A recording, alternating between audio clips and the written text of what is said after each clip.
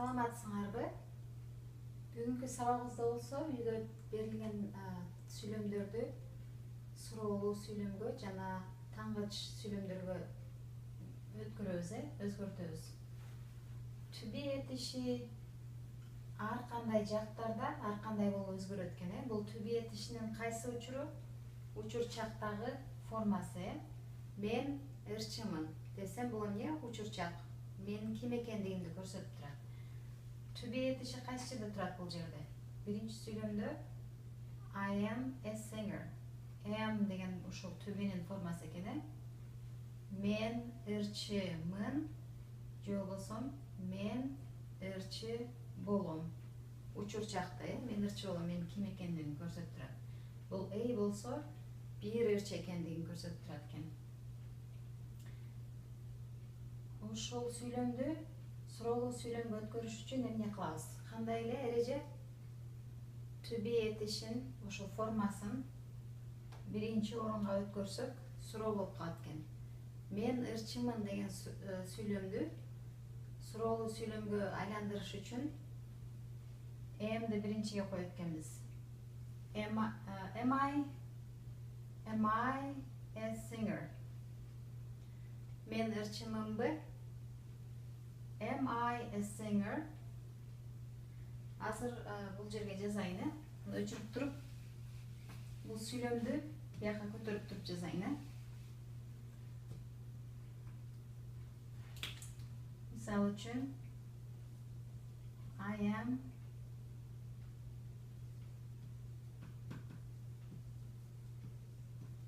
мен ырчымын деген сүйлөм болсун, ушул жерде. I am a singer. Мен ырчымын. Ушул сүйлөмдү суроого кантип өткөрөбүз? Am I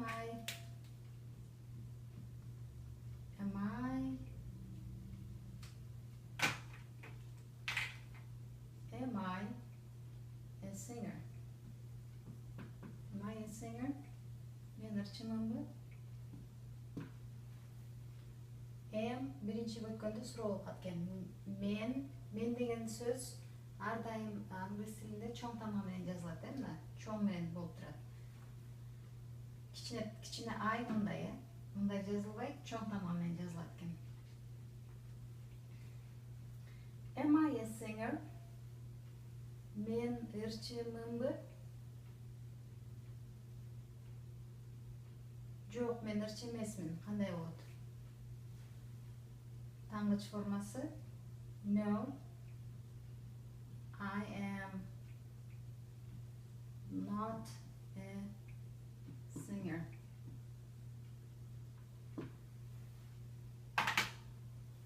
No, I am not a singer. Not деген эмес дегенди билдирет экен дагы, ар дайым to be'ден кийин келет экен. Жок, мен ырчы эмесмин. I am not. Ар дайым to be'ден кийин not'ту койсо тангыч сүйлөм болуп калат экен. Ушул сүйлөмдөрдү көчүрүп жазабыз. Кийинкини You are a nurse деген сүйлөмдү суроолуу сүйлөмгө өткөрөбүз. You are a nurse. Өчүрүп турайын. Мисалы үчүн You are a nurse. You are. You да to be эмне болуп өзгөрөт экен? Are. You are деген сен. You are a nurse.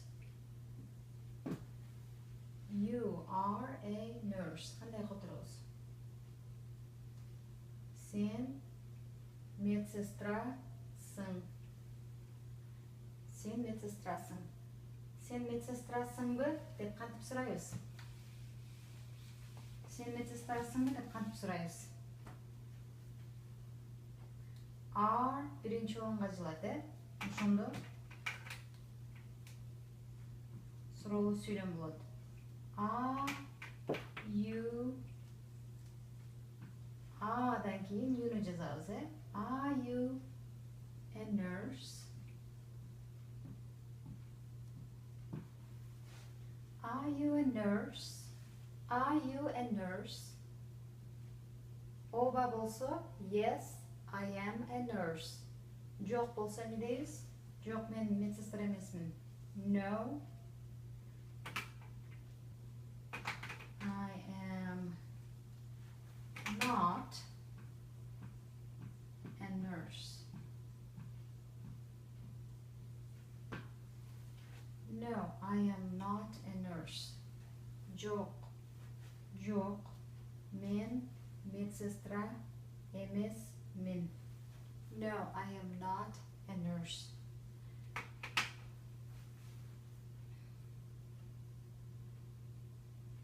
Ушул сүйлөмдөрдү көчүрүп жазабыз, которулушуна жазып алабыз. Калган сүйлөмдөрдү өзүбүз өткөрөбүз, суроолуу сүйлөмгө жана тангыч сүйлөмгө өзүбүз айландырабыз. Азыр бир сыйра окуп кетебиз. I am a singer. Мен ырчымын. Am I a singer? Мен ырчымынбы? No, I am not a singer. Жок, мен ырчы эмесмин. You are a nurse. Sen медсестрасың. Are you a nurse? Sen медсестрасыңбы? No, I am not a nurse. Жок, мен медсестра эмесмин.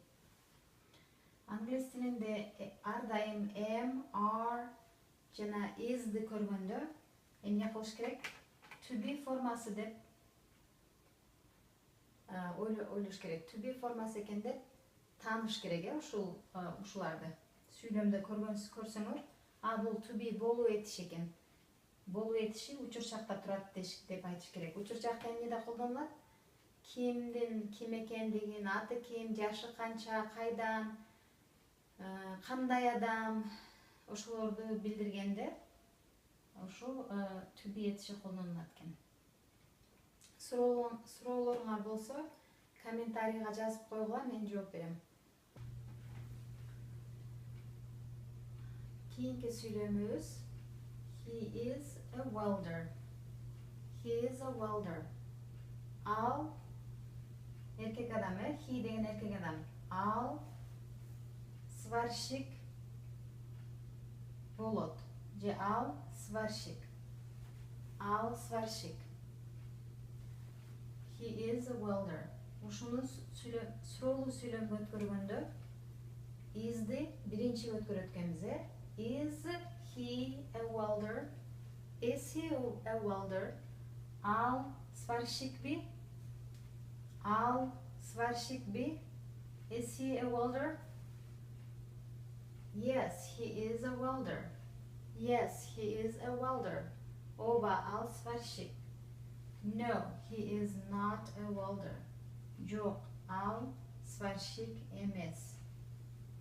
Болбосом сварщик болбойт, мына болуу этиши турат, болбойт. Сварщик эмес. He деген ал, эркек адамга караштуу. Ал сварщик би? Ооба, ал сварщик. Жок, ал сварщик эмес. Эми чогуу окуйбуз кайрадан. He is a welder. Is he a welder? Yes, he is a welder. No, he is not a welder. No, he is not a welder. Ушул сүйлөмдөрдү көчүрүп жазабыз. Демек, сүйлөмдө англис тилин окуганда is'ди көргөндө эмне деш керек? Болуу этиш экен.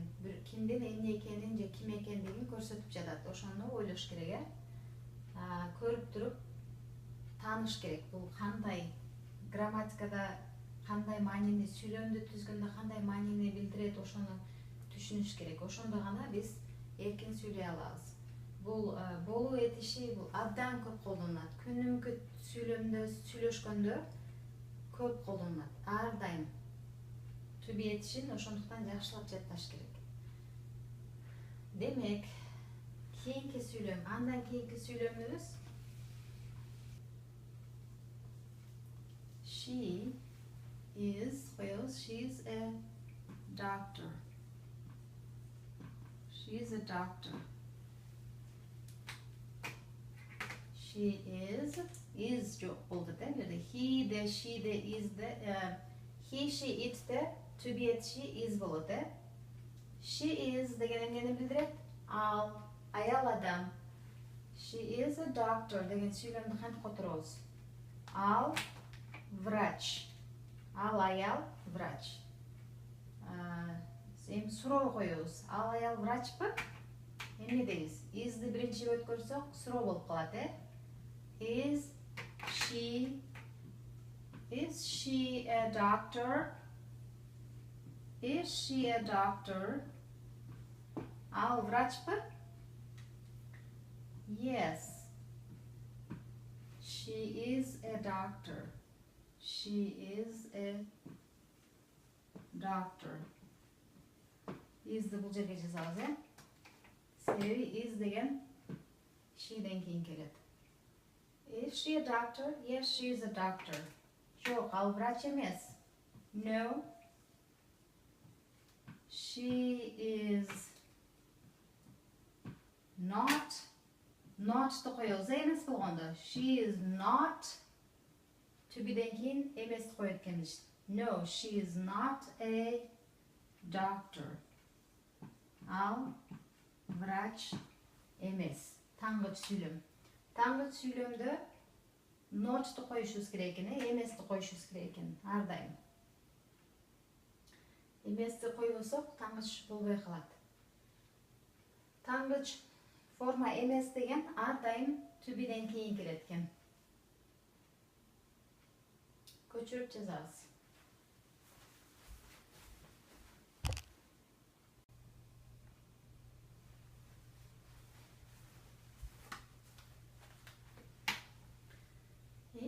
Англис тілінде сөз нәрсе же жануарлар жөнінде болып жатса, нені қолданамыз? It.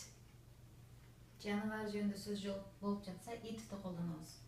It'ті ал да, it деген не деп қотырылады? Ал. Ал да to be етішін формасы қандай учурчақта? Is. Is болу өзгеріледі.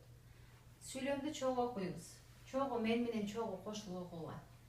It is a good dog. It is a good dog. Қандай қотырыз? Ал жақшы ит болот. Жолбосам, ал жақшы ит. Ал жақшы ит, Ушыл сөйлемді, сұраулы сөйлемге қантай айландырабыз? Ереже is'ді, to be'нің формасы is'ді бірінші орынға алмаштырыш керек, Анда қандай болып сөйлем өзгереді? Is it a good dog? Is it a good dog? Yes, it is a good dog. No, it is not a good dog. Is it a good dog? Ал жақшы ит пе? Сұрады, жақшы ит болуы дегенде, жақшы ит пе? Yes, it is a good dog. Оба. Ал жақшы ит болады.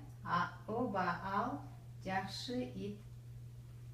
Yes, it is a good dog. Англис тілінде it is деп чоғы айтыш керек, Сөйлемді is'ді башқа жаққа қойып қойбойыз, Аяғына же бұл жаққа қойып қойбойыз. Ардайым сөйлемді несі, кім жөнінде сөз болып жатса, ошодан кейін to be етіші керек. It is a good dog. Ал жақшы ит. Танауыз ал жақшы ит емес. Қандай болады? No, it is not a good dog. To be'ден кейін not уланып айтылады екен, Емес. Ал жақшы ит емес. Көшіріп жазамыз.